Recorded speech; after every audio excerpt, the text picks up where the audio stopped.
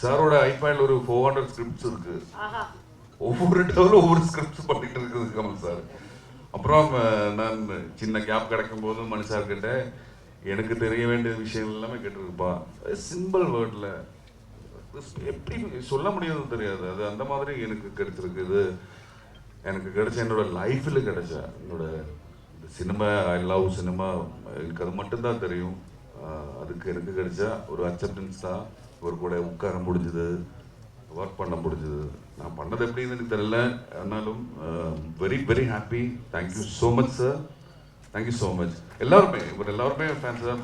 அப்புறம் இந்த படத்துக்கு எனக்கு ரோமன் சார், என்னால் எனக்கு சீன் இருக்கு, கண்டிப்பாக வாசிக்கணும் ரோமன் சார்.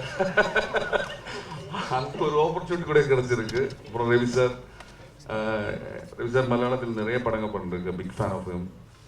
இந்த ஒர்க் வந்து பெரிய ஒர்க் ஆகிடும்னா நான் வந்து ஒவ்வொரு வீக்லுமே எனக்கு கான்டாக்ட் அசிஸ்டன்ட் டைரக்டர்ஸ் அவரை கூப்பிட்டு நான் கேட்பேன், எப்படி இருக்கு, என் கேரக்டர் எப்படி இருக்கு, படம் எப்படி வந்திருக்கு. இப்போ அந்த assistant directors and old crew எல்லாருமே சொல்றாரு வேற லெவல், அந்த மாதிரி சொல்லிட்டு இருக்குது. அப்போ அவ்வளோ excitement and big thanks to this opportunity.